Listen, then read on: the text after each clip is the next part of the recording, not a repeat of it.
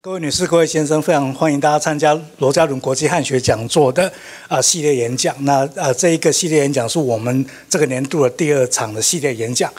那我们昨天已经举办了1场，然后我们接下来星期4跟星期5都还有各1场演讲跟1场工作坊。如果大家有兴趣的话，欢迎大家参加。那我们今天非常荣幸请到哲学系系主任王华老师来这边当这一次这个主持人，然后底下就把时间交给王老师。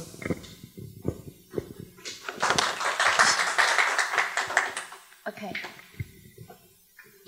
我站在这边可以吗？好。So, good afternoon, everybody. It's really my pleasure to be here to chair this session. I'm Ellie Wang from the philosophy department. So, yesterday, Professor Paramore introduced the global historical method to us, and which is inspired by the approach of the Cambridge New History of Japan. And he offered very important critiques of national history and cultural essentialism and centrism and Eurocentrism and elite history, right? So, and we also heard some of the ideas about the alternatives to these approaches and methodologies to the study of history.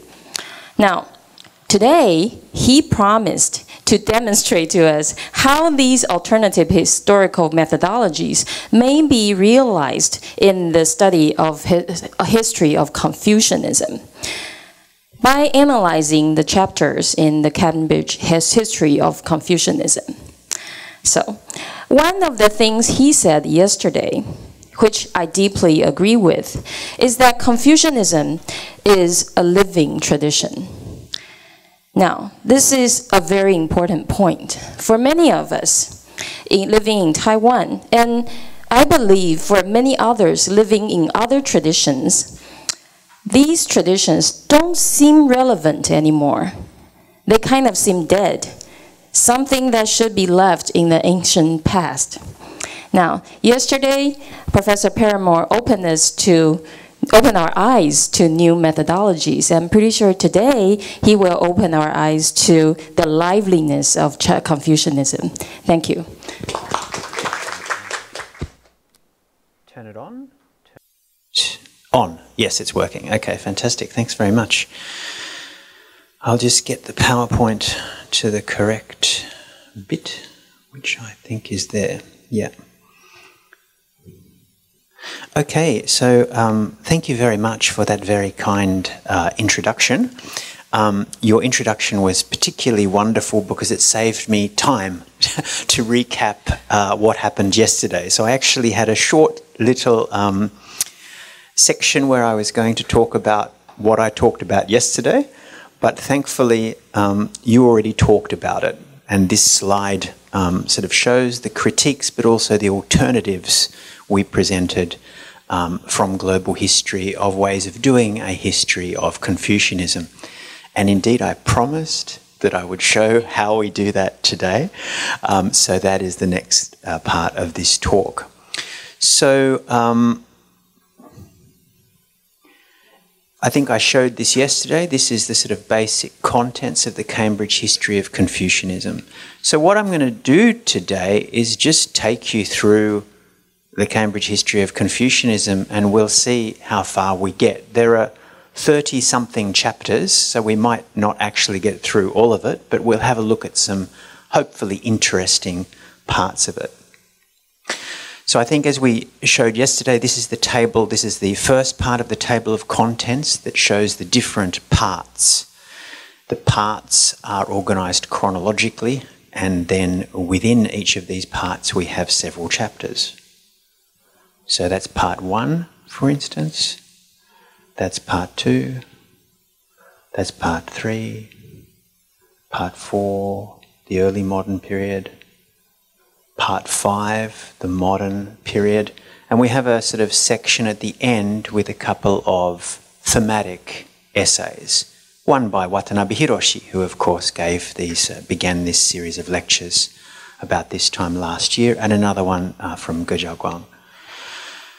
So, what I'd like to do today then is just firstly make a few very brief opening comments, which will probably appear in the introduction of the Cambridge History of Confucianism that I'm writing at the moment.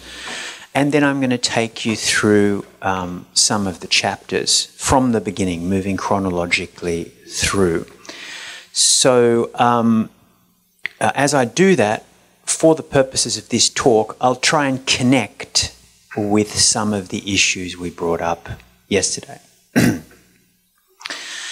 So, Confucianism has been a major force in the cultural history of what are now China, Japan, Korea, and Vietnam for thousands of years, affecting art, literature, science, politics.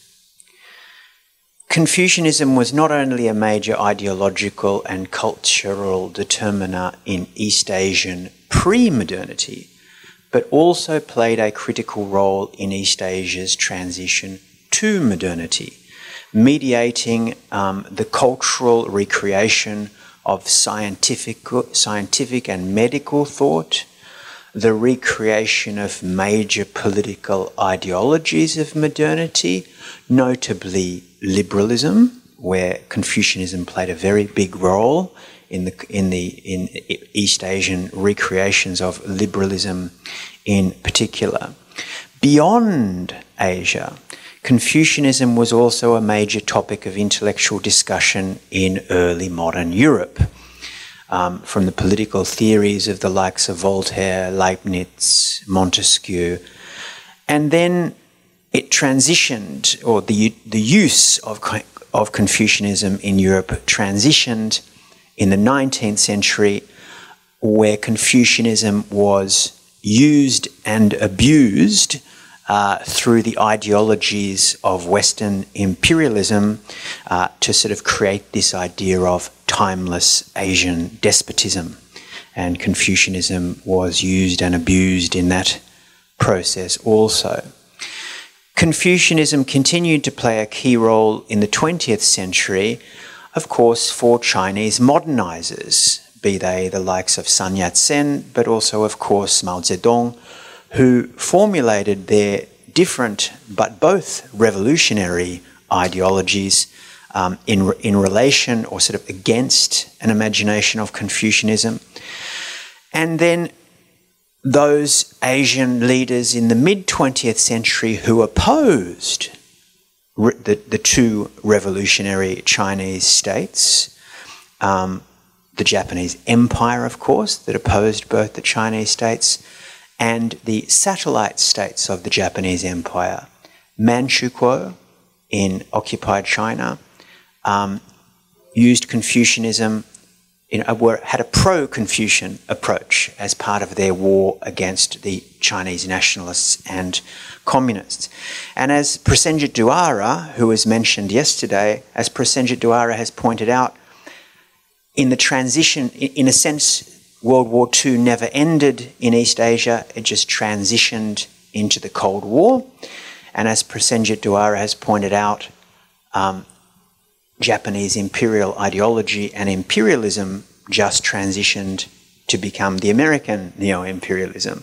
And states like Cold War South Korea, South Vietnam, Taiwan, and Singapore then used Confucianism in a similar way to how the Japanese Empire had used it against the communists. Confucianism thus continued to play a considerable role in the political ideologies of World War II and the Cold War, mainly in the Asia-Pacific, but by extension, thereby also in the United States and beyond. Today, people talk about Confucian revivals in different parts of East Asia, and some people even talk about Confucianism as the blueprint for some kind of new international relations systems or domestic governance. So this Cambridge history basically just tries to introduce Confucianism through the longue durée history of the tradition, beginning with its prehistoric Chinese roots, as we see on the slide, and extending through the entire history of Confucianism in all these different places. Confucianism is increasingly referenced in contemporary writing on international relations and politics, as we discussed yesterday, global history and comparative philosophy. Yet in precisely these academic fields, knowledge of the longue durée, transnational history of Confucianism can sometimes be very limited. And this is despite the fact that, there is a lot of knowledge in the academy about the history of Confucianism in fields like sinology and East Asian history. So the volume tries to make that large body of specialist historical knowledge available. It therefore presents Confucianism in this process of historic change, revealing pluralism, showing how Confucianism both is affected by and affects the historical periods and societies it exists within. And the chronological outline of the book, which we see here, deliberately gives equal weight to early medieval, high medieval, early modern, and modern periods, as well as the ancient period that we'll begin our conversation about today. So this means that the book, despite being about a predominantly pre-modern Asian tradition, interacts with various interests in the global history field. And this transnational nature of the approach is, I guess, one particular feature of this volume.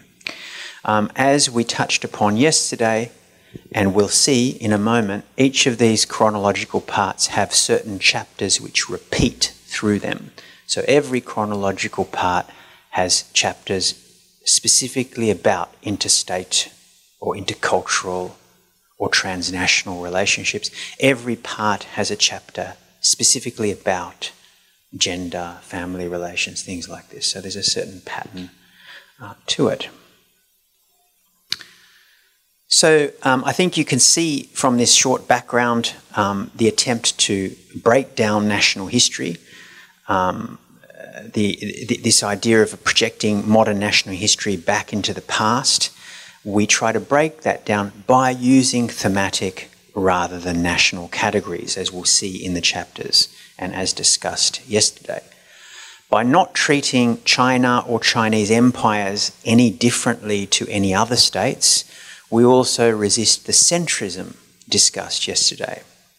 The fact that one or two chapters for each historical period focus on interstate relations also complicates traditional notions of sinocentrism, because as you will see when we talk about the chapters, in most periods the real history of interstate relations in the Sinosphere does use Confucian forms, but it doesn't work from the centre out.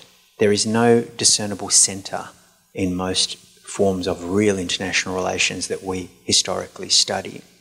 So hierarchy is part of the system, but hierarchy is reversible, interchangeable, pluralistic. Lastly, the thematic approach, for instance, by having gender as one theme in each historical period, enforces us to look across society, which may hopefully militate against this elite history approach that we critiqued and offered alternatives to yesterday. Right, so they're the introductory comments. Let's jump into the chapters. Now, before I jump into the chapters, I'm about to talk about other people's work. Everything I say is my understanding of their work. It's important to say that because we have not yet submitted this manuscript to the publisher. So the point that we were at in this is I have basically all the chapters, nearly all the chapters. I have them and I'm editing them, but I haven't returned them all to the authors. So I've returned some of them to the authors. Some of them I have the final, absolute final version of the chapters in this computer, actually. But some of them I'll still interact with the author. So things that I say today may potentially be my misunderstandings. It's possible, yeah? Once we get to publication, I should have had a process with the authors where there are no misunderstandings, or there would be very few misunderstandings. However, we're still in the middle of that process. So this is a caveat that everything I'm about to say, I'm about to talk about Mick Hunter's chapter. I'm going to tell you what I think Mick Hunter is saying. Well, actually, Mick Hunter's chapter is pretty much finished, so that's okay. But some of the later chapters, it's my view of what they're saying, okay? And particularly relating it back to my comments yesterday, well, that's obviously me making that relationship, not them, right? So, yeah, this is me talking about other people's work, okay? It's a secondary source, not a primary. So let's have a look at, firstly, chapter 1 that we see here by Mick Hunter, defining Confucianism in the early content. And all chapters in this part 1 are limited to that time period. They're all about that time period. So chapter 1 by Mick Hunter of Yale University is a chapter about the definition of Confucianism, but centred on the beginnings, on the early period of Confucianism.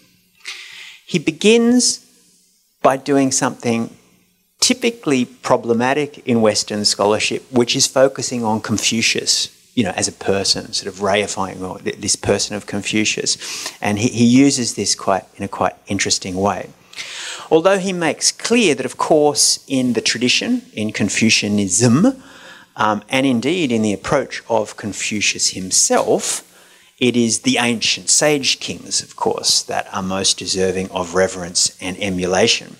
But still, Mick Hunter goes into the question of Confucius, the person, to begin with, to open out the conversation. And for a publication in English, in the English language, part of the major readership of which will be non-specialists, this is an understandable and perhaps necessary approach. But Hunter looks at the concept of Confucius critically.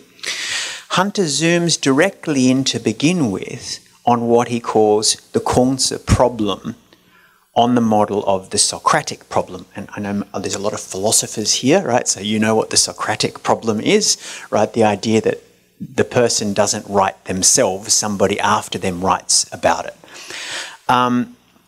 So he cheekily, Mick Hunter's cheeky, because he uses a quote from Han Feize, actually, to point to the inherent multiplicity of meanings and approaches attributed to Confucius even in the time of Han Feize. So he begins by showing us, even in Han Feize's time, Confucius is multiple, right? Nobody can agree who this person is or what the definition of the person is. So that's an excellent opening problem for our volume, because it demonstrates that a core issue of the volume and of any studies of Confucianism, or any studies of any great tradition, right, of any great tradition, it's multiplicity. And that this has been an issue, this is not some postmodern issue. Derrida did not invent this issue. This issue was already a problem for someone like Han Feize.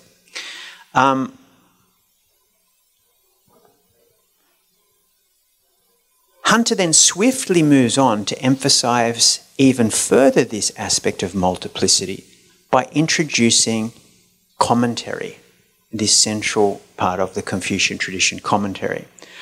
The fact that the most significant alleged work of Confucius, the Spring and Autumn Annals, was presented in multiple competing commentarial forms already from the very beginning, again, that we find this text, is another emphasis on the multiplicity and meaning, multiplicity of meaning and character at even the earliest turn in the tradition.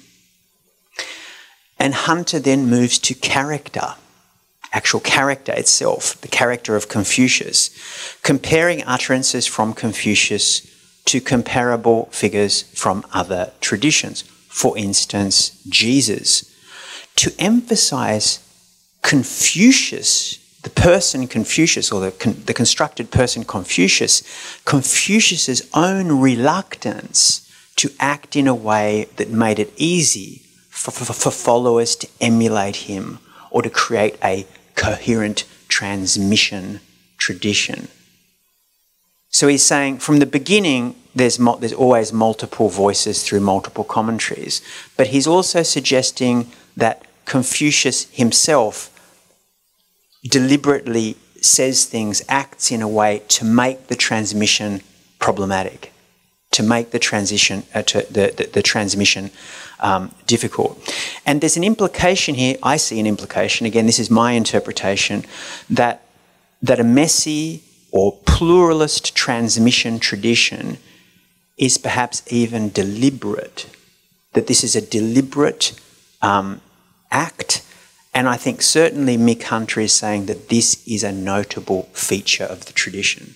So talking about things that run through the tradition all through time, I think he's suggesting this almost deliberate, this creation of a situation where you must have a multiplicity in the way you analyse things. This is perhaps a sort of plus point of the tradition. This is a strength, if you, he doesn't use the word strength, but possibly a strength of the tradition, and certainly a notable feature of it. Hunter then turns to canon again, reiterating that a canonical position of Confucius Analects did not appear until well into the Han Dynasty at the earliest. In a later chapter, the next chapter actually, by Michael Nyland will reinforce her own argument that canon was actually not formed until after the Han Dynasty. For Hunter, quote, the problem with seeing Confucianism as a reasonable idea of using, quote, the classics as a blueprint for governance, or, and he makes up this word, Confucius canonism, the problem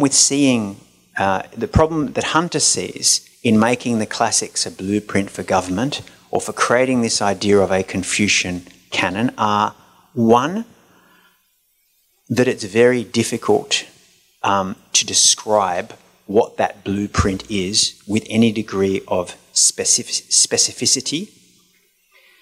Secondly, that any idea, even if you are able to grasp that, any idea of the canon is clearly an imperial innovation, as he puts it. It clearly begins from a time which is much later. Now, this is his view, and it's a little bit different to the view of Michael Nyland, which will follow in a later chapter. And we'll come back to that in a second. So Hunter, following Zafari, also, he then moves on to this idea of this word that you see in English, ruism, right? The idea that the ru, you know, this idea that we might not be able to talk about Confucius and Confucianism, but we can talk about the ru. Now, following a scholar called Zafari, a Swiss scholar called Zafari, Hunter also rejects the idea of ruism or the idea that such a group existed as a coherent or meaningful institution. Again, for a range of reasons that have been outlined in Zafari's work. The imperial roots of the term, the breadth of meaning, and the lack of coherence, even from the Han Dynasty onwards, makes this idea of the ru also not a particularly useful one for defining the tradition. Now, this is a very important point to be made early on in a book like this, because many scholars in the West, particularly those, you know, in philosophy-related areas, often try to resolve or avoid the issue of Confucianism's definition by calling it, and they invent this word, ruism, and holding that it is the teaching of a discrete group of people, a kind of religious or religious specialists called the ru. Right? They thereby try to avoid historical change, or at least stabilise it. But by arguing that at least you have a continuity of personnel through this book, through this group of people called the ru, Hunter just demolishes this idea. Right? Again, using other scholarship from Zafari, but also through his own analysis. Hunter also points out that while others identified Confucius as ru, His position on the term, Confucius's position on the term, was more complex. He quotes from Confucius. This is Hunter quoting Confucius in English. Most people nowadays use ru indiscriminately, often hurling it at each other as a pejorative. So this is from one of the commentaries of the Li Ji attributed to Confucius. So Hunter seems to suggest that Confucius himself, in the tradition, shares many of these doubts. This resonates with Hunter's earlier implication that the tradition, through the way it transmits, is deliberately vague. Doubt is therefore, for Hunter, seemingly a part of the definition or the nature of the tradition. Hunter contextualizes the idea of Confucius from a different vantage point than other famous ones in English, like Lionel Jensen's, from a vantage point rooted very much in what we call the history of early China. You know, all the sources, all the arguments he's using come from the history of so-called early China. And from that position, he deals with the idea of the classics and canon, and then he demolishes this idea of ru. Right? So I would say with this chapter, the book is off to a flying start. Right? This is the beginning. Then we move on to 2 chapters by Michael Nyland of the University of California, Berkeley. Michael Nyland, while reinforcing the state of the field articulated by Hunter, where ru, Confucius, and Confucianism as categories have been pulled apart, and the pluralist nature of the textual tradition is established, while she agrees with that, her focus, which is on the Han Dynasty, through that focus, Nyland then directly engages how political authority and classical learning interact during the Han Dynasty, during both the Han Dynasties. Her first chapter focuses on debunking previous scholarship's contention that the Han Dynasty was in any way ruled primarily through Confucianism, or even through classical learning. And this is, for those of you, some of you might be aware of Michael Nyland's work, this is an argument she is famous for. So she argues in this chapter in quick succession, 1, against the primacy of Confucian teaching in classical texts. So the first point is, within the classical tradition at this time, in the Han Dynasty, Confucian texts were not dominant. 2, she relativizes the power of classical learning. Classical learning itself was only one form of authority and power in comparison to other forms of authority and power.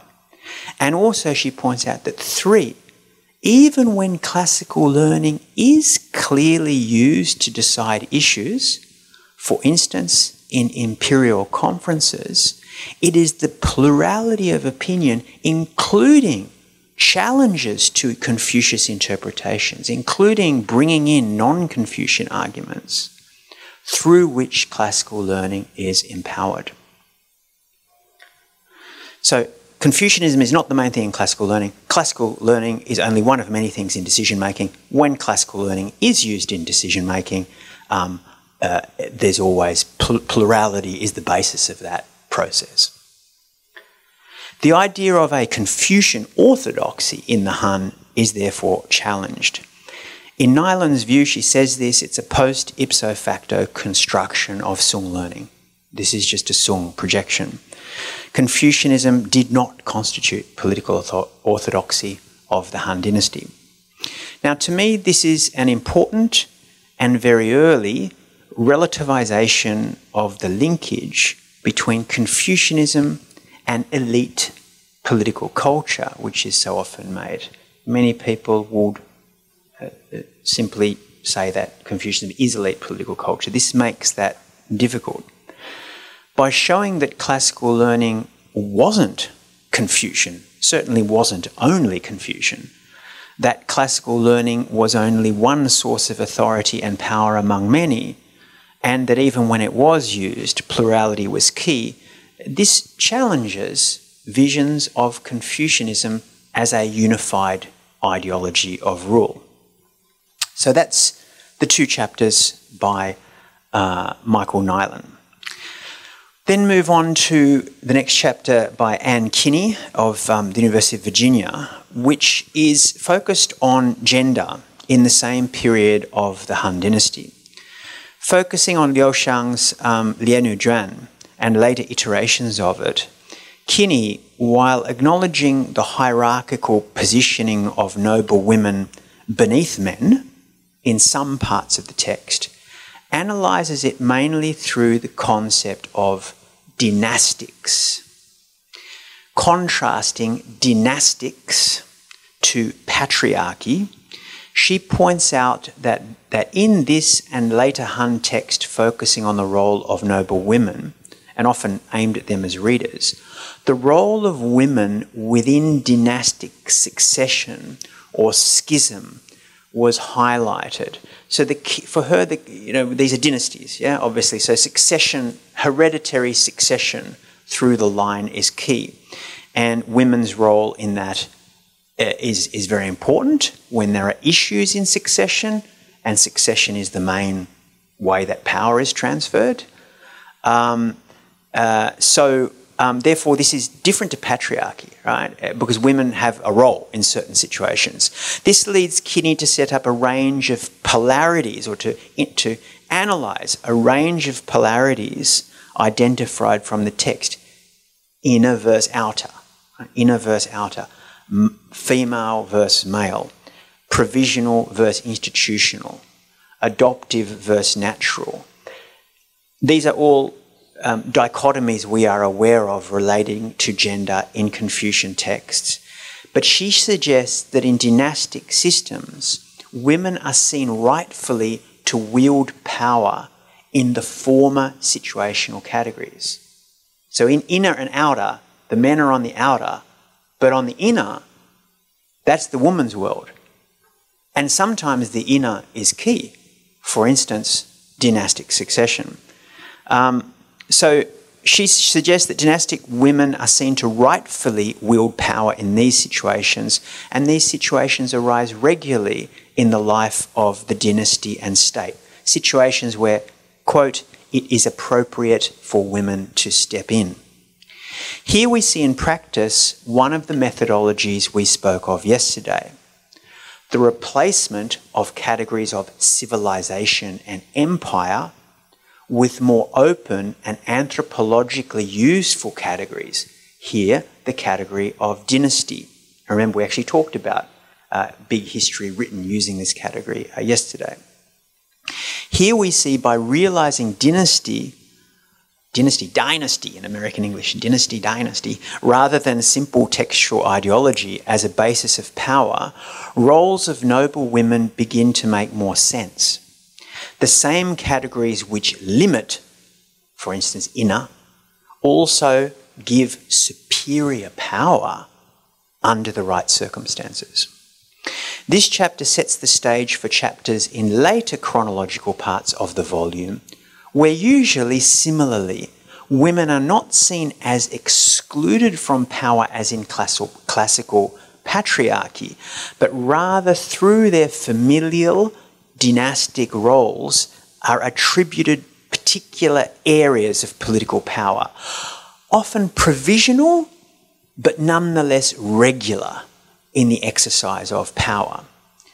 Of course, this is an overall political thought framework, of course, in these societies where everybody's political position is role determined, emperor or vassal, gentry or peasant. So, of course, gender is not the only area where roles are central. We then move on to the 5th chapter here, and this is one of 2 chapters by Erica Brindley of Pennsylvania State University. Erica Brindley's, the first of her 2 chapters, Confucianism, Civilization and Huasha Ethnicity, links the value of civilization, culture, Wen, in the Confucianism of early China to what she sees as the construction of a Huasha ethnicity. And she uses this word ethnicity, differentiating it from simple lineage or cultural identity. Brindley uses Confucius Analects, the Zuozhuan, and Mencius to argue that ideas of continuing the Zhou, Wuzhongzhou, this idea of Confucians and Confucius as continuing the Zhou, is not a concept of continuing the actual lineage of the Zhou, and not even just of a culture, but of a whole package of attributes which she describes using the word ethnicity. She quotes another scholar, Ulf Bergerton, quote, "Lineage here is clearly not a bloodline or even an ancestral lineage, but one of culture, Wen, and its civilized qualities." And then she says, I quote from Erica, "It certainly doesn't seem that Confucius thinks of Zhou in terms of its political... it certainly does seem that Confucius thinks of Zhou in terms of its political, cultural, and ethnic aspects all at once, without separating them from each other."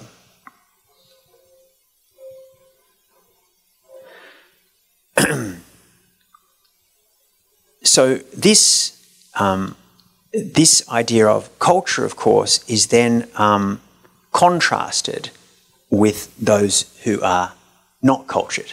The civilization is contrasted with the barbarian. And this then leads for a fascinating analysis where Brindley employs sections from the Mencius, actually, sections about taxation to argue that the ethnic conception and identity of Huasha culture required commitment to socio-political norms, not only ethics. This was then famously contrasted geographically with the peripheries associated with various kinds of barbarians. Brindley provides plenty of examples of often derogatory passages about the bestial nature of these people's languages, customs, and familial, social, and political relations. But she also points out that whereas in the Analects, Mencius, and Zuozhuan, such derogatory passages are common, parts of the Li Ji, by contrast, although mapping the barbarians onto the periphery, make no moral judgments about them as such. So she does acknowledge diversity within the textual tradition on how this other is to be conceived. Brindley's main point in the chapter, however, is to establish the nature of this identity.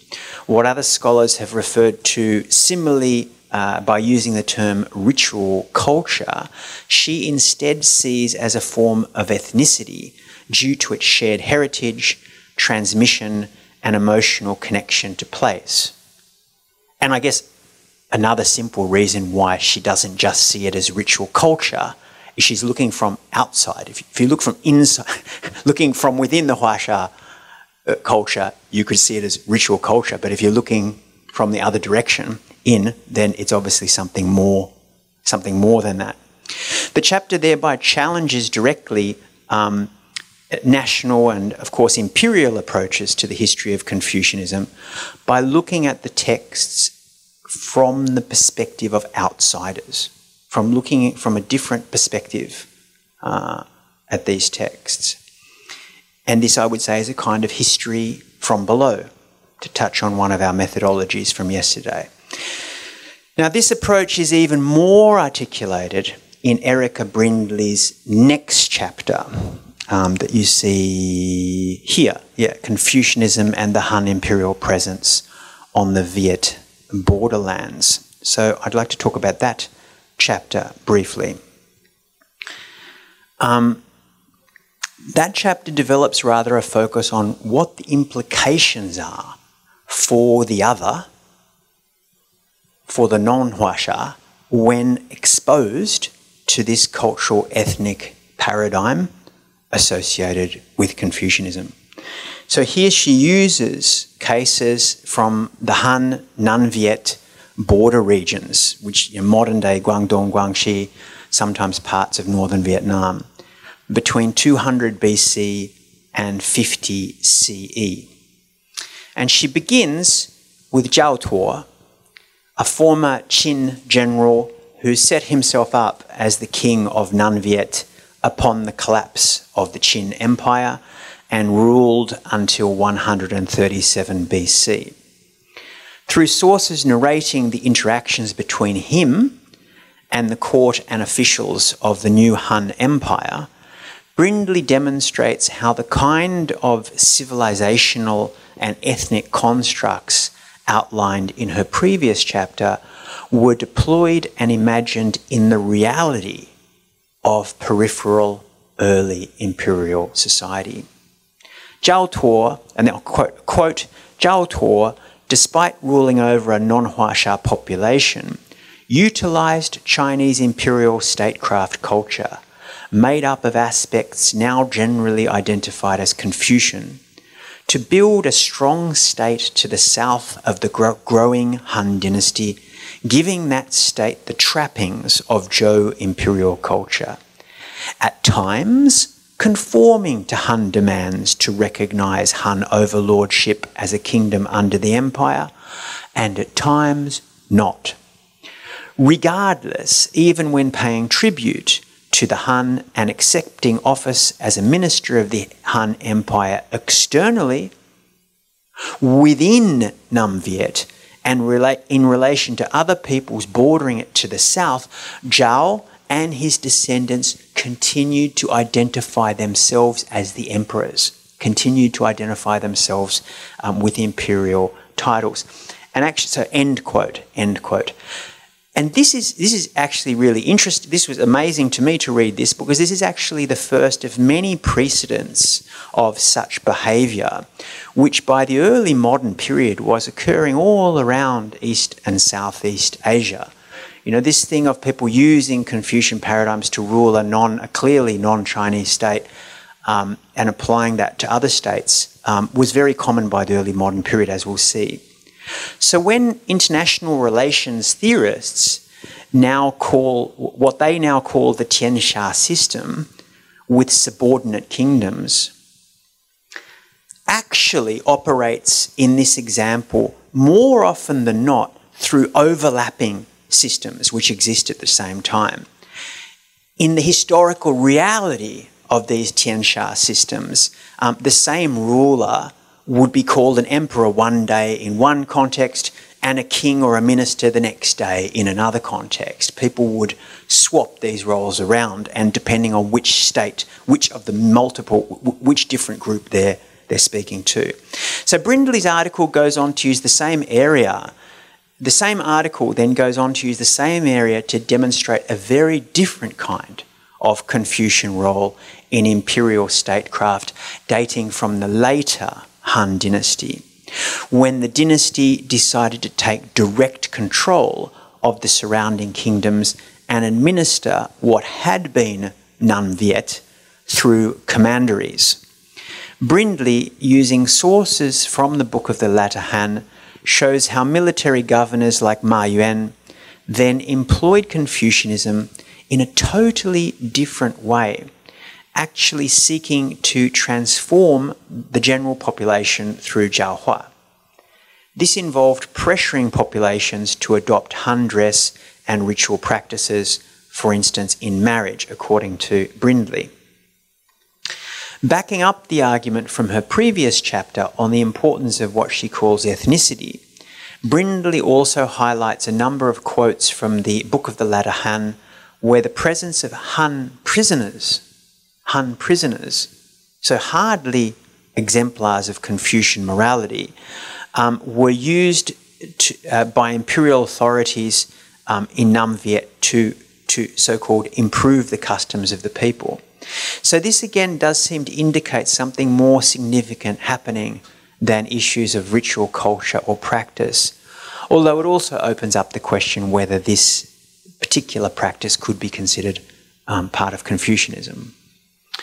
So this chapter opens up a range of questions, but certainly changes our gaze, the direction of our gaze, to look from the outside in. The next chapter, and I think it's the last chapter of this part, Civilizing Activities in the Red River Plain by Catherine Churchman, also focusing on the same area, deepens the discussion of the effect of these cultural or ethnic conceptions on other populations.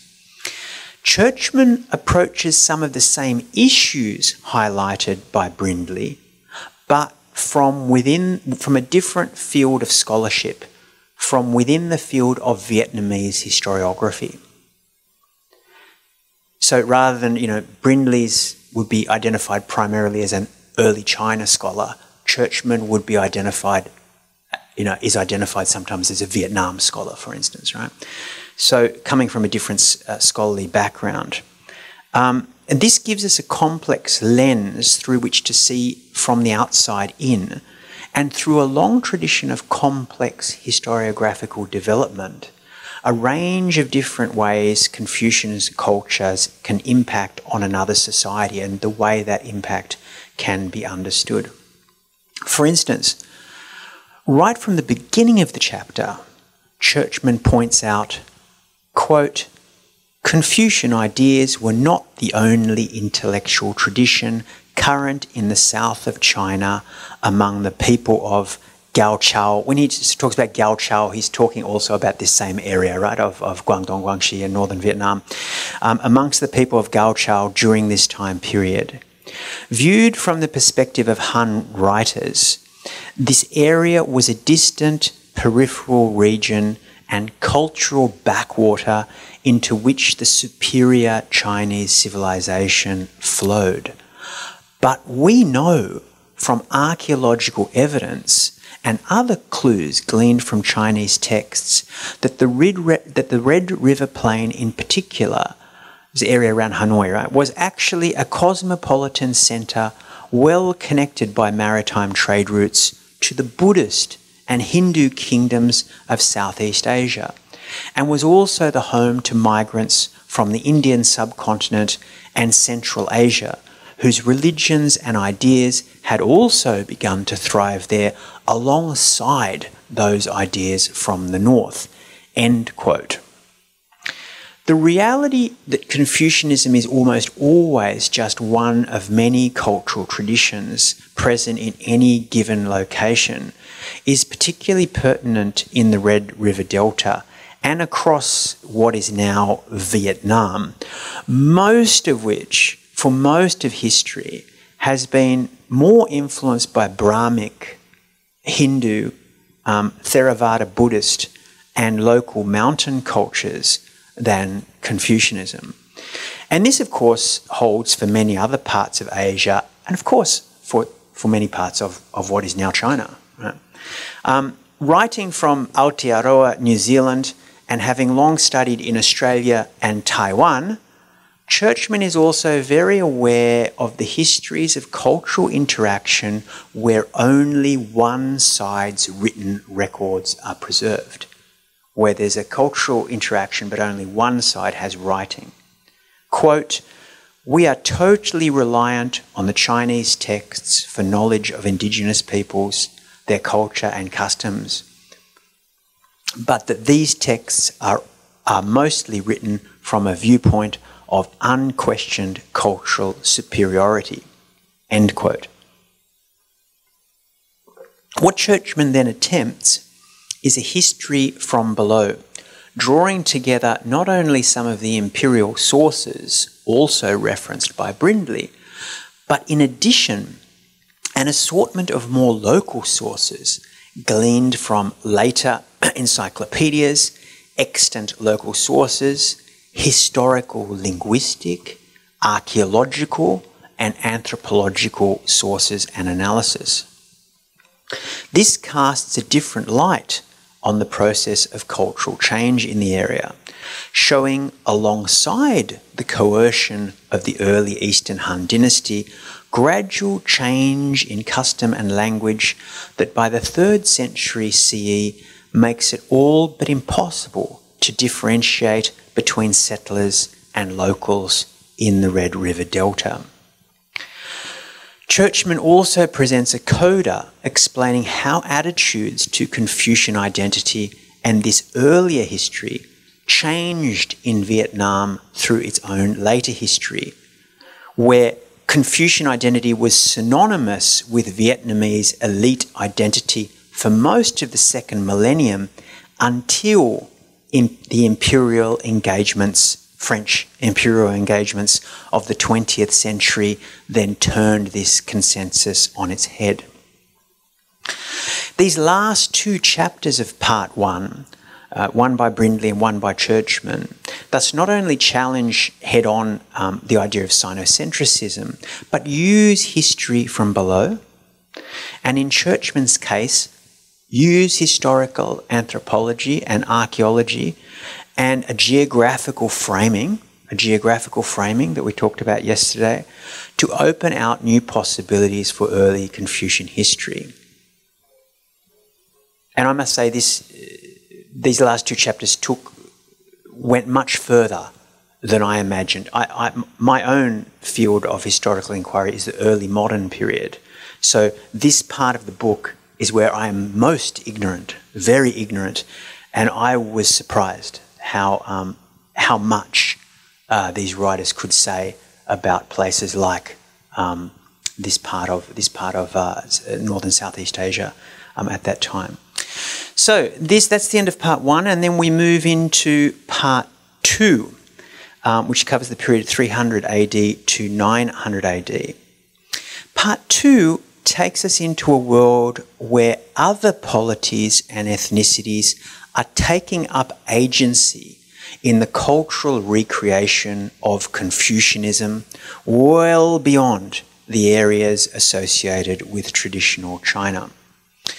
Tineke de Hasselier's chapter, Confucian Statecraft across Multipolar Northeast Asia, like the previous three chapters, focuses on Confucianism's role beyond the so-called Huasha area.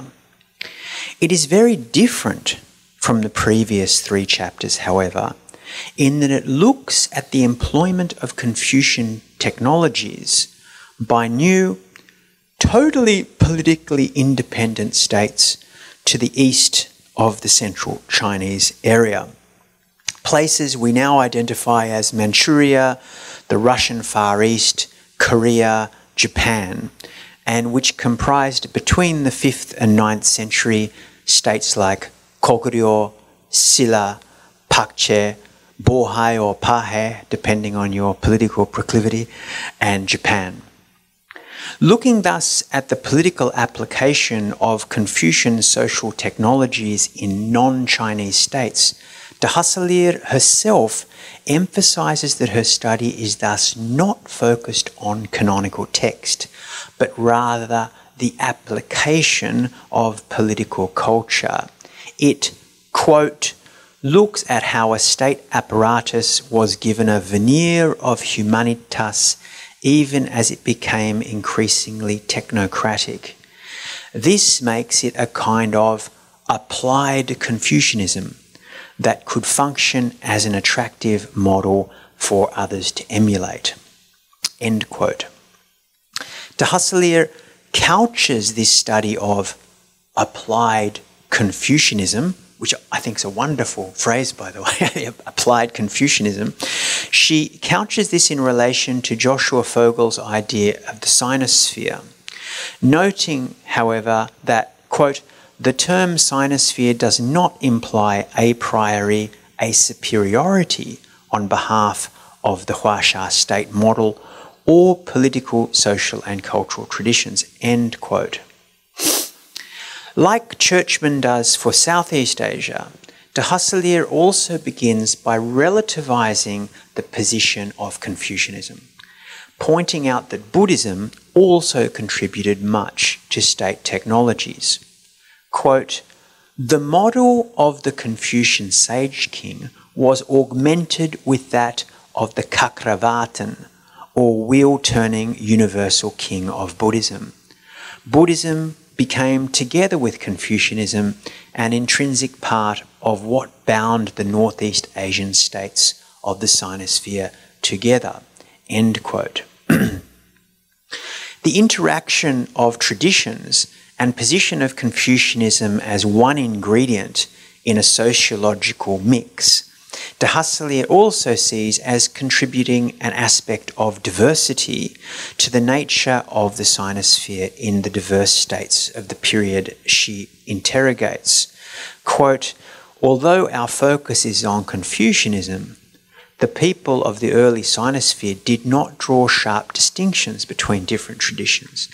They moved more freely between intellectual categories, depending on the setting and the need as dictated by the situation.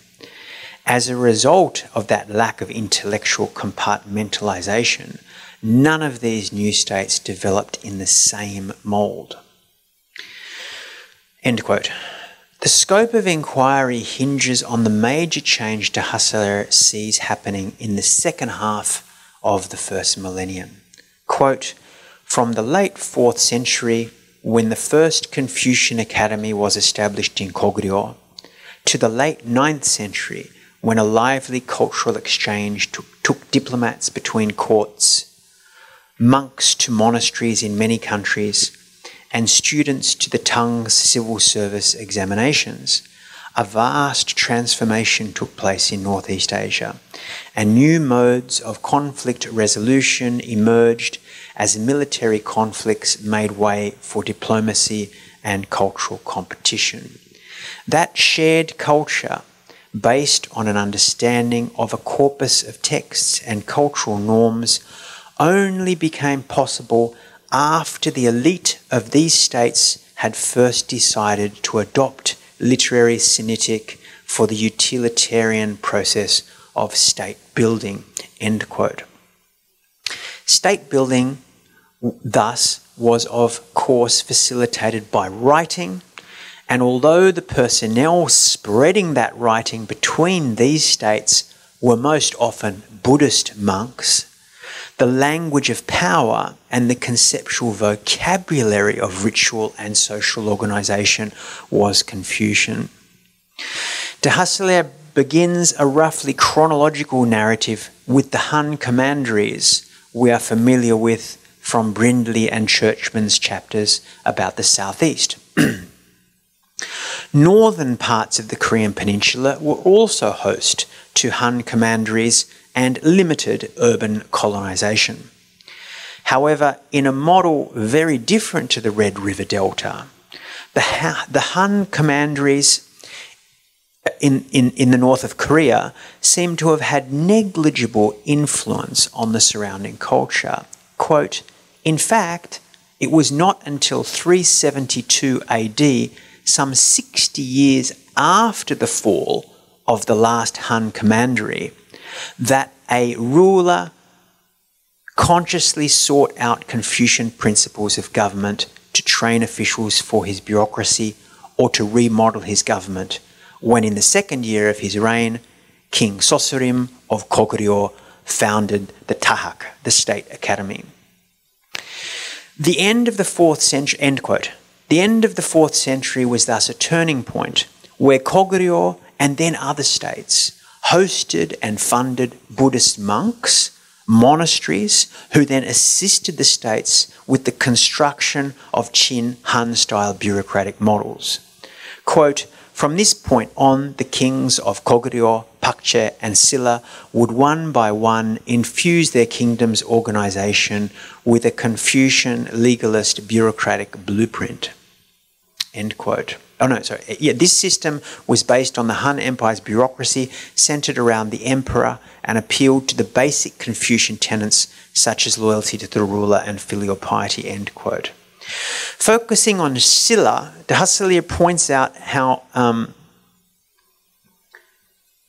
Silla's observation of the conflict between the Sui Tang and Goguryeo led it initially to engage fully with the Tang imperial structures and use Tang as an ally against Goguryeo. Until then, after Goguryeu's defeat by the Tang, when Silla then began employing Confucian bureaucratic techniques, rather to defend itself against being similarly annexed by the Tang. So this familiar pattern, seen earlier in the Nam Viet, and as we'll see later, also arising in the Ming Dynasty, the conflict between the Ming Dynasty and Vietnam, for instance, and in early modern Japan, shows a pattern of non-Chinese states using Confucian statecraft to fight Chinese empires. Moving on to Japan, de Hassellier points out the similarities with Silla, both states using Confucianism with a good helping of Buddhism to progress centralization, adopting much Confucian ritual and organisation around the court and its officials, but not completing a bureaucratisation of governance. As for Silla, the same 7th century period saw Japan intensify the utilisation of Confucian statecraft and social technologies. For Japan, this included the Ritsuryo system of bureaucratic officers and laws, lifted from Sui examples and crafted in a clear Confucian format. De Hassellier also engages this state of Bohai, Pahai, Bohai. De Hassellier charts how Bohai followed a relatively independent course, establishing its own independent relations with other states like Japan, while engaging the Tang and Silla alternatively, depending on the ruler. Importantly, she sees Bohai as ultimately following Japan in a number of striking ways, emphasising independence through the use of sovereigns, through their own reign names and posthumous epitaphs. So the language usage always kept their sovereign, their ruler, as the emperor, right? As in Japan, usually anyway. And the attempt to construct a very large capital and to build a bureaucratic centre in the capital. The Pahai kings provide other indications that they saw themselves as the centre of the world, similar to the Tang emperors. As they expanded their territory north and eastward, they included areas from the Kanka Lake to the confluence of the Sungari and Amur rivers and the Pacific coast. By the 9th century, the existence of multiple, strong, enduring states in the areas now covered by central China, northeastern China, the 2 Koreas, Japan, and significant parts of the Russian Far East, affected a multipolar Confucian world, diplomatically and culturally connected, sharing literacy as well as administrative tools, and in regular high-level contact with each other. The point here is that much of the diplomacy and cultural connectedness now happening in this new sinosphere did not even involve a Chinese empire, but was rather being carried out between a range of non-Chinese Confucian actors. The Bohai-Japan relationship is a very good example of that.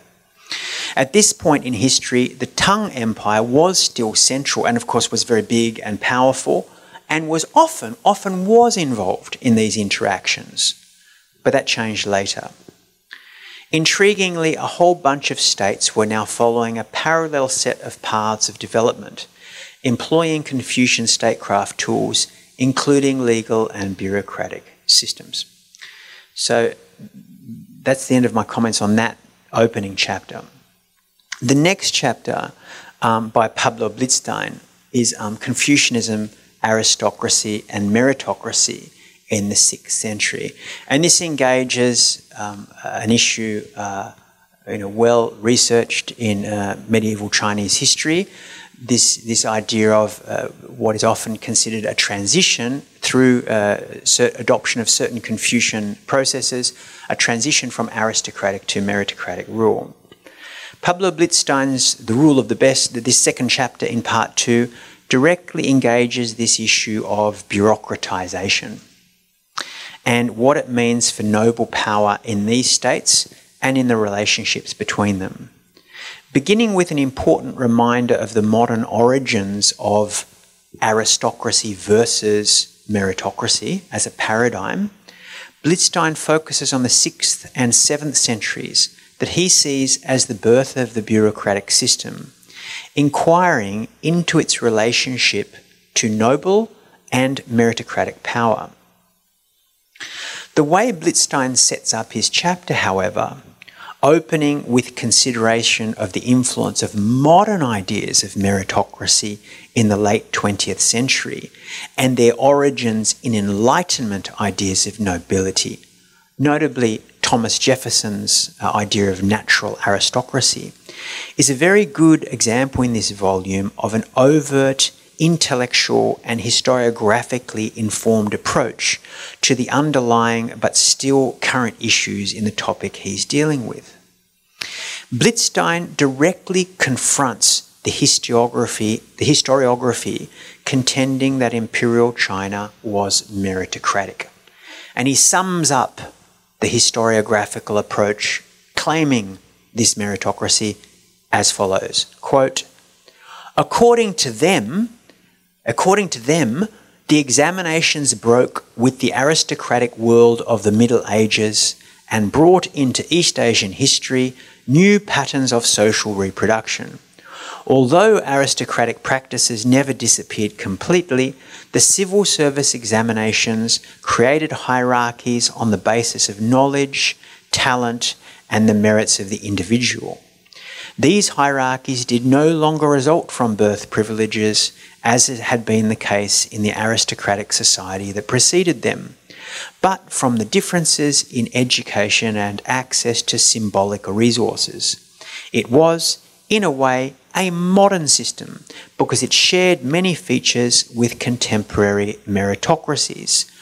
To put it in Alexander Woodside's terms, it was a, quote, lost modernity, end quote. So that's how people usually see it, including in very much in English language writing. Blitzstein then begins his corrective.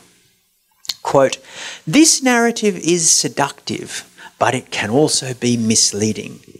Although it is undeniable that the civil service examinations were part of larger social changes in East Asia, the idea that the examination system was not in itself aristocratic owes a lot to the modern distinction between aristocracy and meritocracy.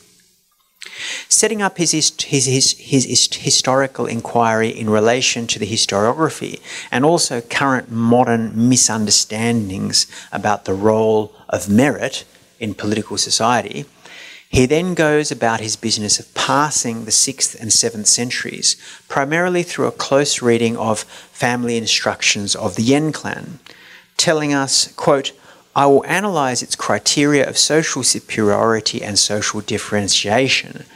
I will show that the transitional elite represented by this book embodies the compatibility, the old and new criteria of elite selection, and that so-called meritocratic moral and social standards should be seen as an aristocratic strategy of social legitimation.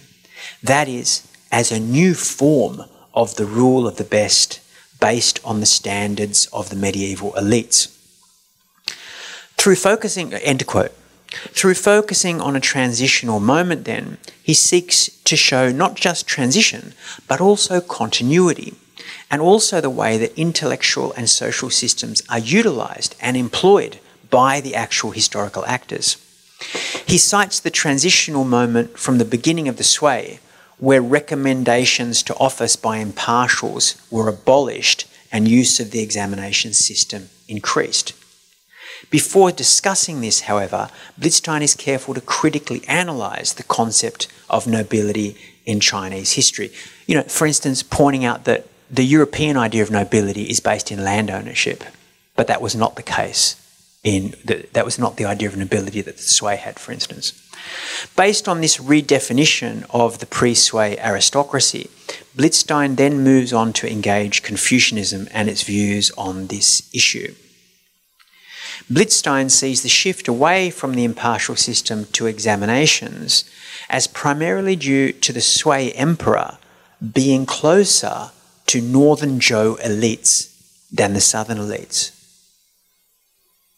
Following a prevailing following a prevailing view among the northern Zhou elites, the emperor and his advisors thought that southern literati were just, to use a current expression of the time, insect carvers, who wasted their time in writing beautiful texts but had no idea of practical affairs. End quote. For Blitzstein, although the examination system may have had its roots in the Northern Way, the Sui transition was significant in extending the system to the whole country, continued on by the Tang, and this had clear impacts in terms of power centralisation. But returning to this issue of merit and aristocracy, Blitzstein asks, quote, "Was the abolition of the impartial the result of a fight between the new meritocracy of the Sui court and the old aristocracy of the previous centuries?" Some scholars have understood this process in this way, and from the institutional point of view, this historical break is indeed undeniable. However, if we focus on the assumptions behind the reform, there seems to be a clear continuity between critics and supporters of birth privilege. Both argue on the basis of the rule of the best. For some, the best were the illustrious families. For others, the best were talented and virtuous individuals. End quote. Therefore, the issue is, how were talent and virtue to be determined? By what processes, and also by what criteria? In this sense, for Blitzstein, Confucianism played a key role as the criteria norm of how talent and virtue were to be understood in the Sui. But he does not see that as a transition from aristocracy to meritocracy, rather as a new way of measuring aristocracy. Quote, "It is clear that there was no transition from birth to merit, and therefore from the medieval to the modern. In all cases, we find the same aristocratic ideal of recruiting the best ones, the meritorious ones, the aristoi.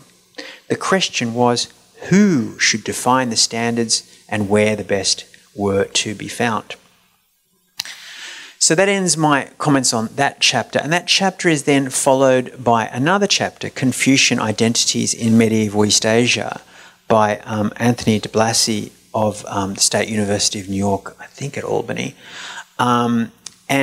This really doubles down into the examination system. This is a chapter that really looks in detail at the examination system and exactly how it works, to make a whole range of arguments, and also to question this idea of whether there is a shift towards literary ability, which is again something in the historiography, whether there is this actual shift to literary ability, which is often talked about.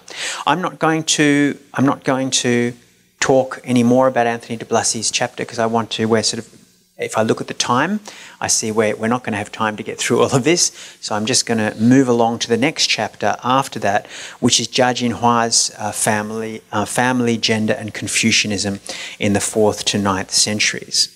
Here, Jia comprehensively explains the development of gender ideology during this period in relation to the changing social role and eventual decline of what she calls elite lineages, 世族, what Blitzstein in his article criticises much historiography for calling an aristocracy. Jia's analysis is thus based in the social construction, utility and roles of gender in elite society at that time. As with the social roles of the elite lineages, so too gender ideology changes through the period, and Jia charts those changes in gender ideology. Firstly, she maps out Confucian ethics in family and lineage in 3 spheres of familial ritual, ethical value, and cultural accomplishment. She then discusses the transmission and transition in the relationship between the Confucian gender ideology and changing gender patterns and women's roles.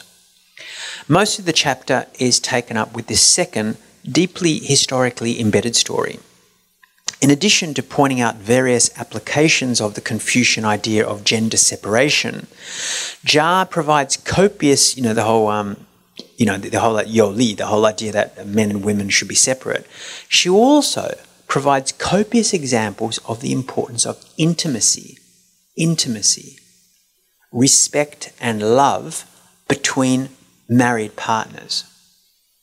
She contextualizes this in relation to the nature of elite marriage during the height of elite lineage social power in the period, and the social demands put upon elite families by the impartial recommendation system and other formal and informal systems of selection and power. The influence of Northwestern cultures, the Northern Way and so on, seen through several of the other chapters of this part, is also noted by Jia as significant in relation to the nature of gender roles. This, of course, included the fact that in the Northwestern states it was comparatively common for women to play significant roles in governance. This, of course, also at a time in several dynasties, notably the Northern Way, where women were the rulers. Jia weaves together these various social factors, class, ethnic and ideological, to narrate a dynamic flow of changes to the application or manifestation of Confucian gender identities in the period. The inclusion of examples from 3 of the Korean kingdoms and Japan of this time reinforce the examples from the Northern Way of how actual practice of Confucian gender ideology manifested through an interaction with a range of different ethnic cultural factors, as well as non-Confucian ideologies and religions. Jia emphasizes at several points the role of xuanxue in particular. For instance, in relation to the significant attention she gives to the strong presence of intimacy in male-female elite relations during this period. So this emphasis on intimacy, by the way, and focusing on intimacy, I found very interesting because intimacy is a really big concept at the moment in modern history writing. So, especially in the histories of, say indentured labourers. So the fact that a lot of labour in places in the Pacific, the labour was brought into those places only male labour or only female labour. So genders were separated. So this question of whether, particularly men and women, but any people who have love relationships, regardless of the nature, but particularly when men and women, because most people are, heterosexual is the dominant kind of sexuality. This intimacy and the role of having real intimacy between a husband and wife, or man or woman, and the political implications of that's something which is actually very, very a very major topic in history at the moment, especially from this sort of history below perspective, and also in global history. So for instance, there's this book on this topic by a scholar who's actually a scholar of Asian American studies called Lisa Lowe, and the book is called The Intimacies of Four Continents. The Intimacies of Four Continents, and it's a very influential book in a range of fields, including modern global history. So I found that interesting, the sort of interaction of the content. She doesn't mention, Jia Jinhua doesn't mention any of this. This is just something that I found interesting about the use of this idea of intimacy. Okay, so we then move on to part 3. And we see here we have 2 opening chapters, one by Ari Levine of Georgia University and one from Hilde de Weert in Leuven. The first one, Confucian Scholarship, Authoritative Discourses and State Institutions during the Northern Sung and its Precursors. And the next chapter, Neo-Confucian Learning and Governance during the Southern Sung and Yuan. So you see, Ari and Hilde, they know each other well. So they divided up. They divided this up, and they give us a very interesting analysis of the emergence of Neo-Confucianism, but also what role Neo-Confucianism plays in these big imperial states through this period. And both of them question various aspects. Ari Levine very much questions narratives that see Neo-Confucianism originating in the Northern Song state.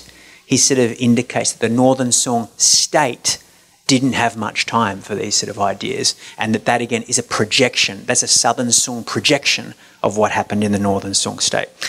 So there's these are two essays very much based in the historiography of medieval China, and I'm just going to, given the time issue, I'm going to skip on past these two chapters, even though I have about 20 pages of notes on them. I'm going to skip through those 20 pages of notes down to the third chapter of this part, which is Mark Halperin's chapter, which focuses directly on the relationship between Confucianism and Buddhism.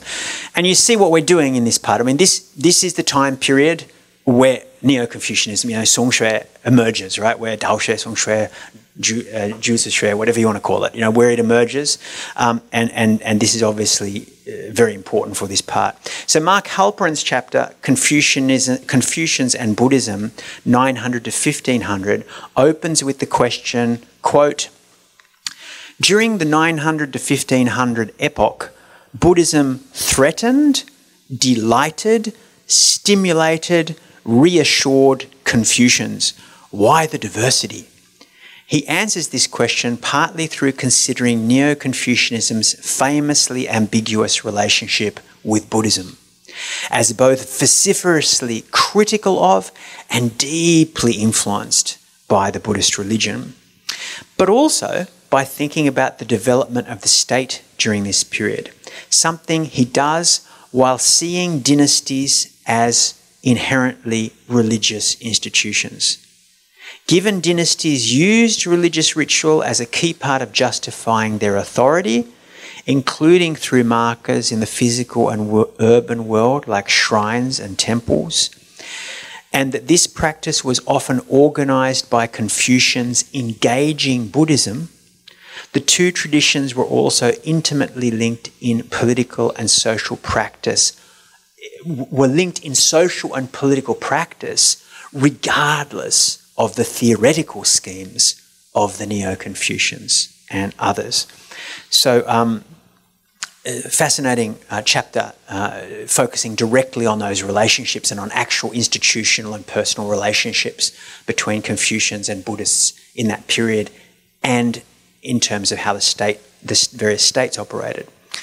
The next chapter from Manchu focuses on the Song Neo-Confucian turns emphasis on family ritual, gender roles, and of course gender segregation, because Jushi's ideas are often associated with that. Xu's argument, articulated clearly and repeatedly from the beginning, is that the insecurities associated with the pre-Sung multi-state order and the fall of the Northern Sung and eventual conquest of the Southern Sung themselves led to a search for a yearning for social stability and order among male elites. Nonetheless, Xu is careful to point out that beyond prescriptive texts, other sources do not seem to indicate broad uptake of the ideas of Neo-Confucians in the practice of gender relations, even in the Southern Sung.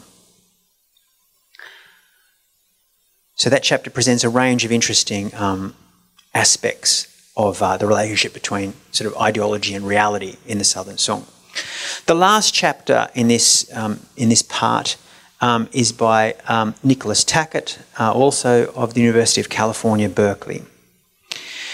Nicholas Tackett's chapter, Confucian Statecraft and East Eurasian Interstate Relations, 900 to 1300, argues that the period between the 10th and 13th centuries marked a distinctive period in East Eurasian history. It was a period when no hegemonic power dominated the scene, permitting a multi-state order to flourish. Multiple competing states engaged with each other diplomatically to an unprecedented degree. Chinese institutions and classical thought circulated broadly in this era, impacting political culture everywhere. But the principal impact of Confucianism lay in the diplomatic arena rather than in the internal politics of individual states. In the diplomatic arena, Confucian statecraft was most evident in the ideological framework underlying the state system.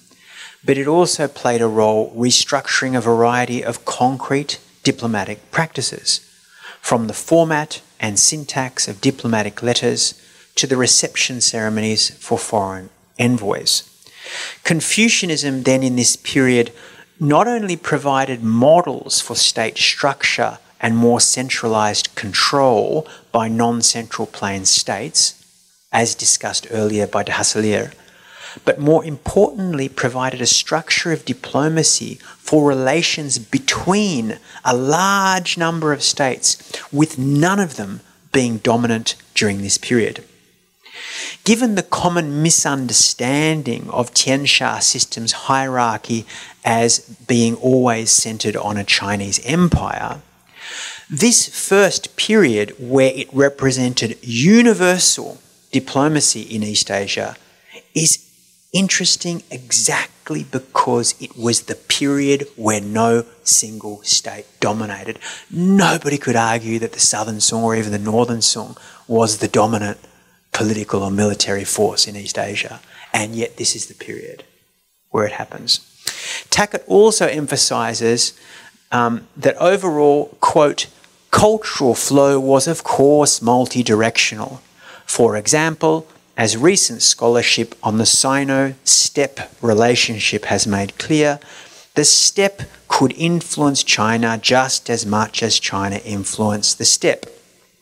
And also, quote, it has sometimes been argued erroneously about certain East Eurasian polities, the Khitan, Liao and the Jurchen Jin, for example, that the importation of Chinese culture involved a process of wholesale Sinicization.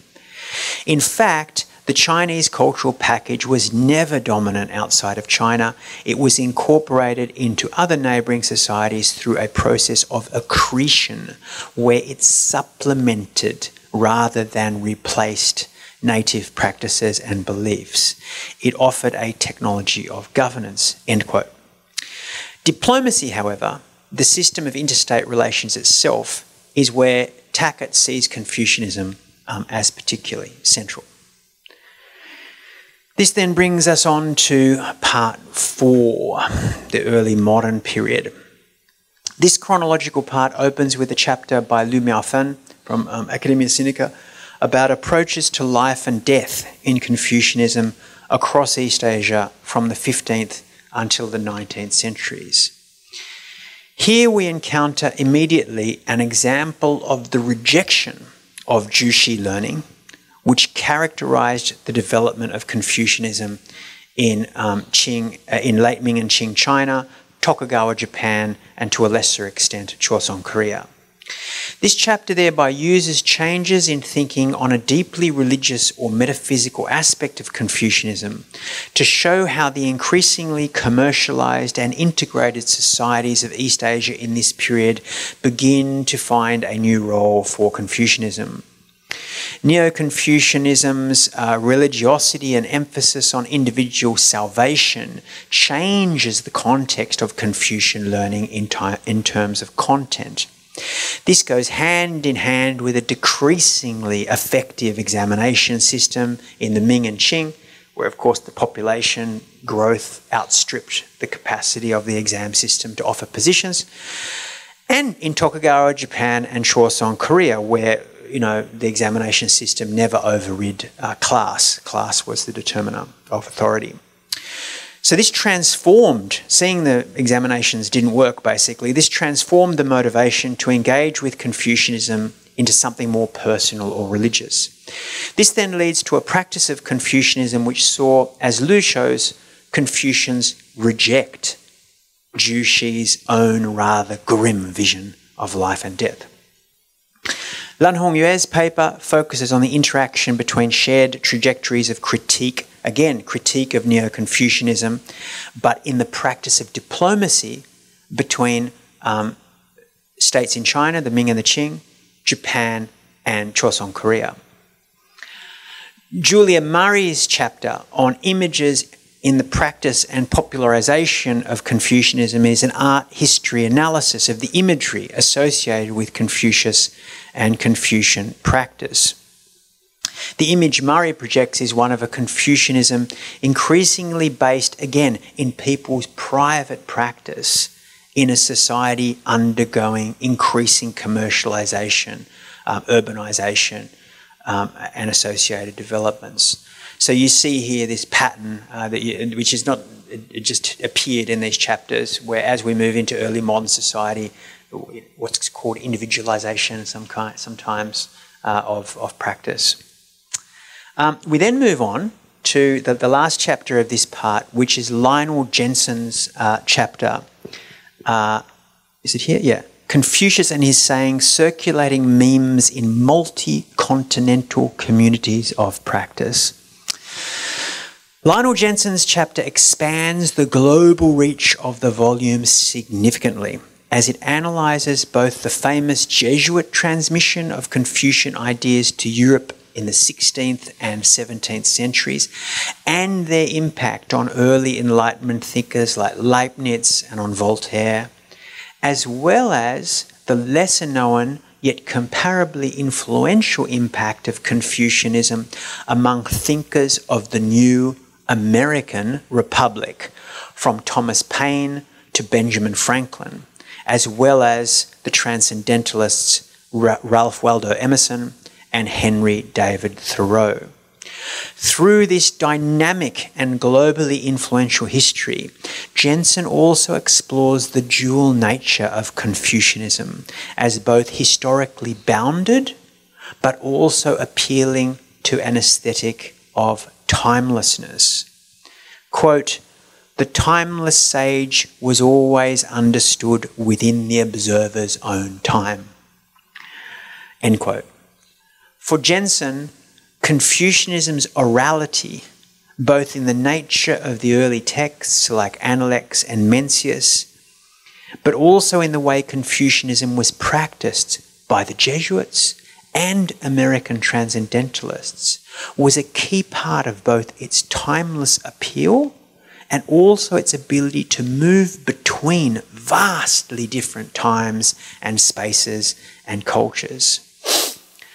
Reasoning by example, and what Jensen calls the he said nature of the texts, is for Jensen the key to their wide cultural and temporal reach, and what makes Confucius, in Jensen's word, quote, a transnational cultural hero, end quote. This point resonates with Mick Hunter's much earlier chapter, the first chapter of the volume, which also saw the oral nature of transmission and the textual signatures of that orality as key to the endurance and influence of Confucian teachings through the very, very different social structures of early China. The fact that Jensen sees this same aspect as key to the cultural reformulation of Confucianism in early 19th century United States of America is intriguing. Returning to the significance of the cultural reconstruction of Confucianism in early modern and modern Europe and the United States, Jensen writes, quote, "An ideology of enlightened modernity hovers above any interpretation of Confucianism's conceptual history because it is a centuries weathered cornerstone of the humanities and thus a critical part of the commonwealth of learning. From the 17th and 18th centuries, Confucius and his moral sayings were prominent topics in the long-distance community of both lay and religious called the Republic of Letters. The takeaway point here on the significance of this reformulation of Confucianism is its connected and modern nature. It is from this point that Confucianism not only becomes known literally around the globe, but also forms a key part of not only Enlightenment thought, but as Jensen puts it, quote, enlightened modernity.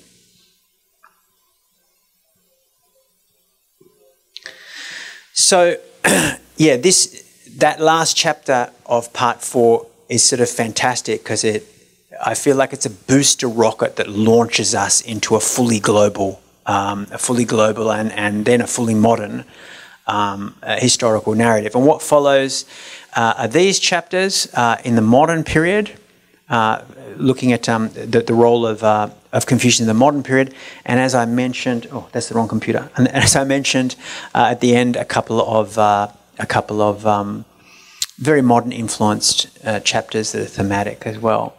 So I don't think, looking at the time, I see we've only got 20 minutes left, so I'm not going to go through the modern chapters. I think I'll just leave my comments there. I think that chapter by Lionel Jensen is a great way to finish the introduction of this volume. It's certainly a chapter I find very exciting to read. So I'll leave it there and hand over to any discussion, critique, questions, and so on. Thank you. Yes, this is wonderful, and certainly makes me very looking forward to read the book. It's very interesting. So let's start. I'll open the floor to questions. Anybody?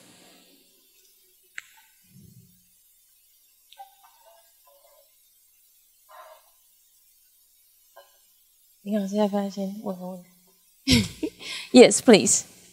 I want to thank Professor Paramore for sharing with us such a so abundant of information about the content of these chapters. Must be a very tiring task for you. Yes, but also thank you. They are very informative. My question is, after having some obtaining some general impressions about the general content of each chapters, there's one question that is lingering in my mind. That is, how would you, or I mean, as an editor, or how the authors of these chapters, how do they understand, how do they define Confucianism? Because sometimes adopting the Chinese system doesn't mean that you adopt Confucianism, isn't it? So if I look at these chapters, one thing I will look for is which part I will regard it as Confucian element. That will be more informative to me, actually. So that is my...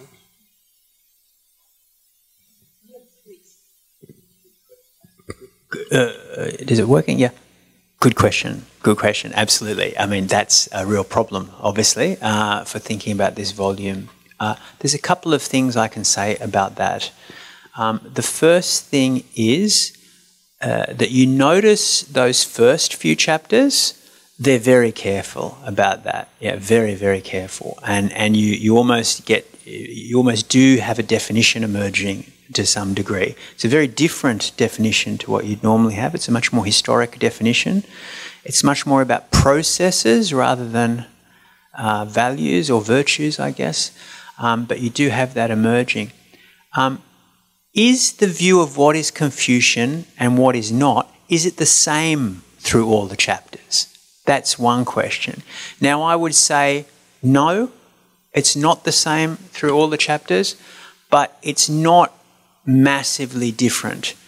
Probably Tunica de Hassler's chapter is the one that moves away the most from what would be considered Confucianism, and also in terms of the exam, because I've read all the chapters, in terms of the content. A lot of the chapters, I emphasise their methodological approach or their social history impact. But when you read the chapters, that they deliberately use material which clearly is Confucian, for instance, written by Confucian writers, or playing institutional roles that are associated with the way that Confucianism is embedded in that particular society. So in most of the chapters, the way you would answer why is this Confucian is because of the sources being used.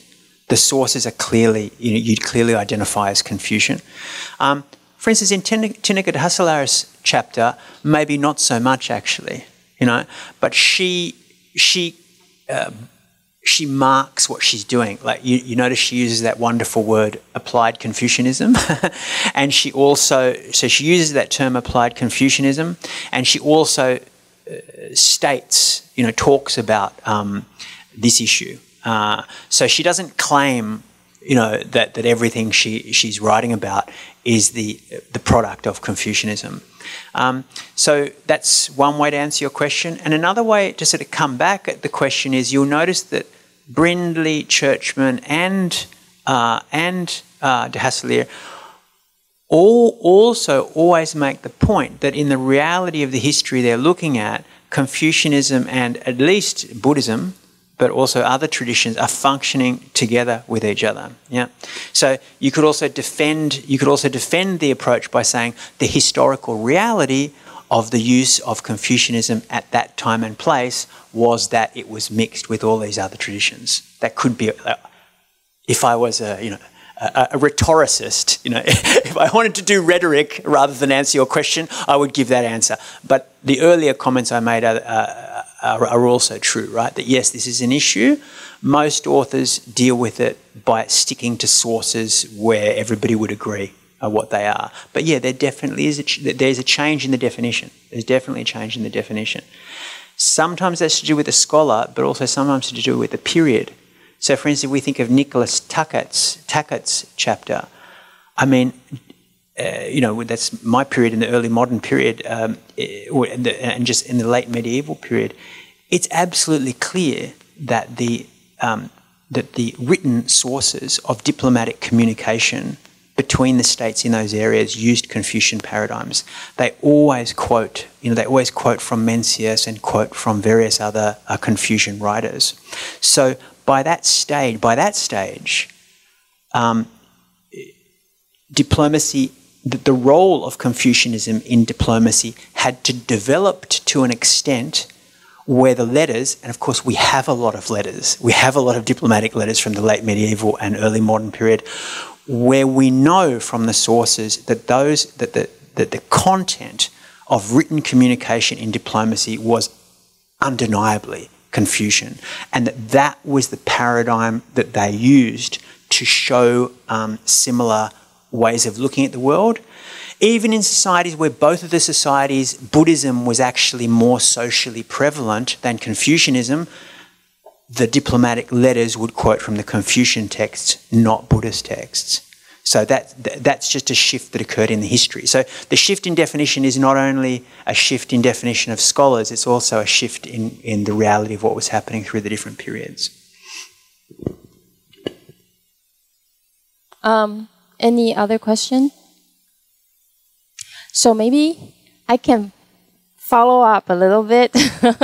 So because that's also my question. So when I was listening to the talk, I kept feeling that there seems to be, of course it's probably not a shift, but it's hard for me to make a distinction between Confucianism, Confucian culture, and then Chinese culture, right? Which are, to me, three different things. And applied Confucianism might be something that's Confucian culture, but not necessarily Confucianism, right? So, so if we go back to the early period, you know that there were like 100 schools, right? So when we say Confucianism, we might be saying Confucianism instead of, for example, Buddhism.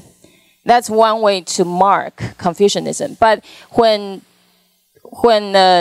maybe philosophers or thinkers who are very concerned with the early periods, we think about Taoism, we think about Moism, we think about legalism, and especially a lot of times we feel that, well, later times Confucianism is kind of being used to cover up the legalist aspect of thought, which is not really Confucianism per se. And so we're just curious, like, right? So there seems to be at least some kind of synthesis at the institution level where there is Confucianism and legalism and maybe a little bit Taoism in there.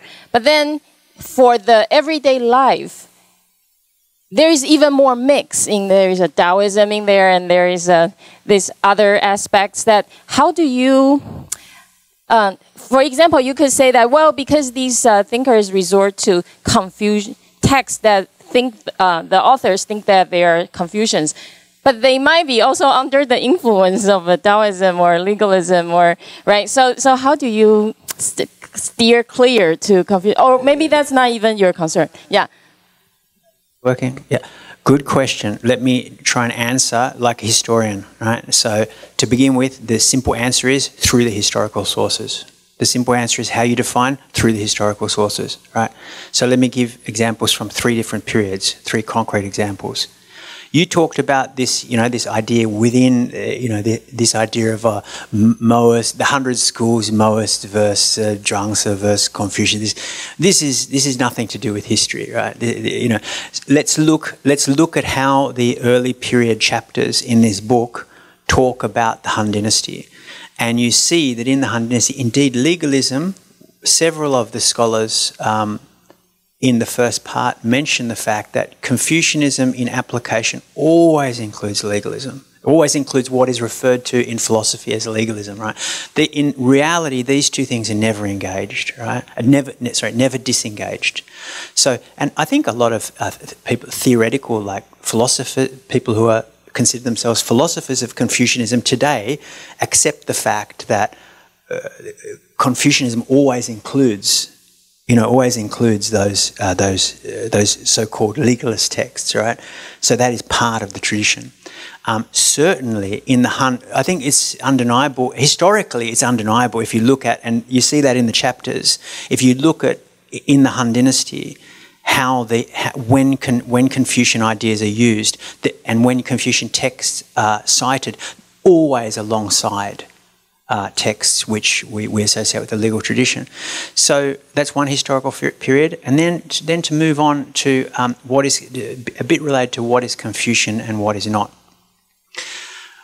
I talked about the Ritsuryo system, right? In Japanese history, it's called the Ritsuryo system, right? But this system that Tineka Hasala speaks about, the administrative system that is adopted by all these states, right? So administrative system that's in the Sui, it's actually influenced by Northern Wei system, right? So it's an administrative system that if you trace the history of the administrative system, some people say it's actually Northern Wei, that it's actually, in a sense, it's non-Chinese administrative system originally, right? But when it's adopted by the Sui and codified in a number of legal texts by the Sui, one of the core parts of the establishment of that system is the academy, is the Confucian Academy, right? Another core part of it is the use of Confucian ritual for the sacralization of the emperor and for the succession of new emperors. So, of course, as we all know, the Sui was a state which was deeply Buddhist, right? And these administrative systems were very influenced by, if we want to call them, Turkic cultures, right? So you've got a Buddhist state with administrative system influenced by Turkic cultures. But the content of that administrative system, privileged in terms of the key markers of state authority, it privileged Confucian paradigms. And that is why those laws, the best extant examples in text are the Japanese Ritsuryo legal texts, but there are partial examples of the Sui texts that they was based on. There's partial remnants of those Sui texts are also extant. And if you look at all those texts, you see that in terms of imperial succession, justification of imperial rule, and the key points of organisation of the bureaucracy were overtly identified in relation to the Confucian tradition. So that is why that system, I don't think it's possible to not see that system as Confucian. Is it only Confucian? No. It was originated by a Buddhist state based on Turkic examples, but it self-identified as Confucian, and most certainly when it was adopted in places like Kogyo and Bohai and Japan, it was definitely seen as Confucian. And I've actually written an article about this, actually, about the Japanese adoption of this system. And actually the fact that the adoption of the system was problematic for the Japanese. They didn't like for instance, the use of Confucian rituals to justify the position of the emperor. In the Japanese Ritsuro system, they removed all of those, and that's when they invented this Shinto sort of rituals. So even in the rejection of Confucian elements, you see how in this case, how the Japanese court culture identified this as a Confucian object. So that's why that would be considered Confucian. And then the third the sources I would use from the next historical period I already referred to is the diplomatic correspondence from the 1400s, and particularly from the late 1400s, 1500s, 1600s, which again, luckily I've done research on myself, right? If you look at that diplomatic correspondence, even though the actual states were not necessarily run in a Confucian form, but the content of the letters, the way the letters, the form of diplomacy was undoubtedly Confucian. And many of the people writing those letters were Buddhist monks. You know, they weren't Confucians, but the actual source itself, right? The actual way that object was created. And this is a problem we have a lot. You know, when we look back from modernity, we expect all these traditions to fit. Are these a Confucian elite? Oh, but they're Buddhists. Is this a Buddhist group? But in pre-modern societies, it doesn't work like that. In pre-modern societies, diplomacy might be something that you do in a Confucian term. A diplomat might be a Buddhist monk. A woman might be somebody who has no power. Oh, except if you're deciding who the next emperor should be, and we leave that to the women. You know, so again, the roles differ, I guess, in that sense. Yeah. So the answer would be through the historical sources, and there are 3 examples I would give. So while people are thinking, maybe I ask another question. I'm just curious, because of this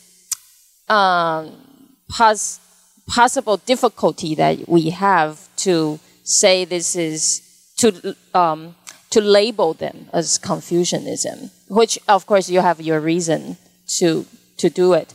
I'm just wondering why originally you want to make a history of Confucianism instead of, I don't know, other angle to touching this. Yeah. Good question. How should I answer this? I could make up an answer, or I could tell you the truth. Well, the press came to me, right? So Cambridge University Press, they think they can market a Cambridge history based around the concept /word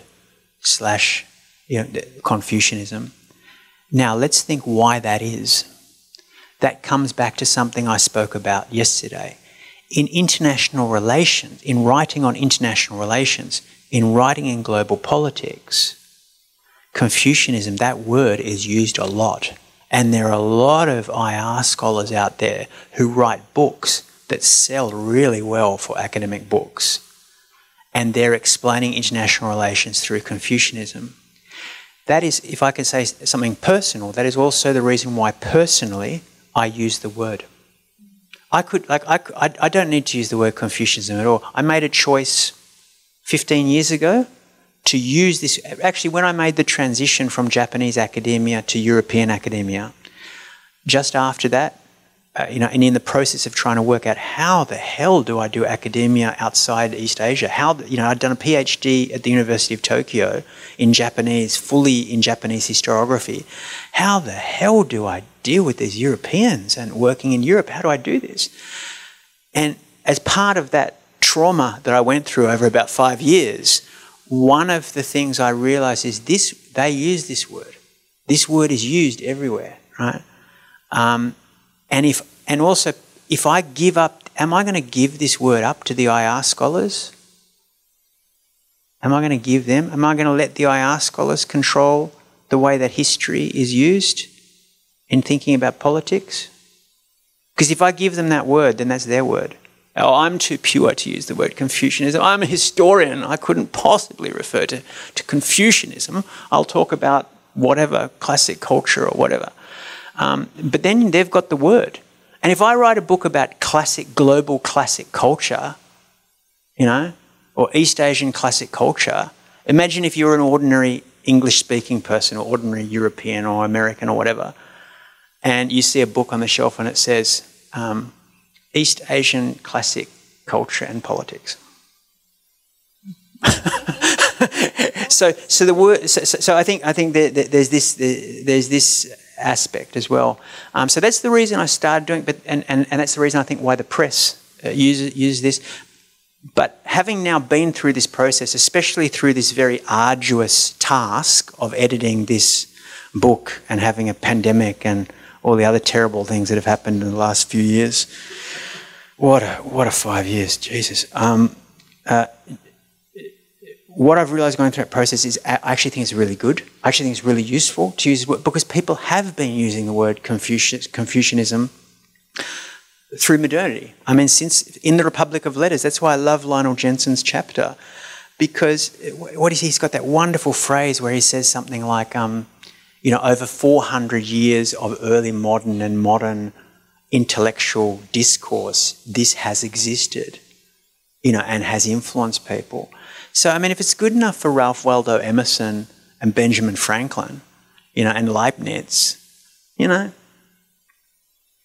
that's another element as well. I think it's worth pursuing, and I think the more you do pursue it, I love the questions today, like this question about, well, what is Confucian, what's not, and then answering that and talking about the fact that a text might be Confucian, whereas the person who wrote that text might not be, or vice versa. I think those sort of conversations are really useful and interesting and deepen the discussion. I think they're useful conversations in their own right. And if we weren't using the word Confucianism, we wouldn't have those conversations. Yeah. Any one last minute question?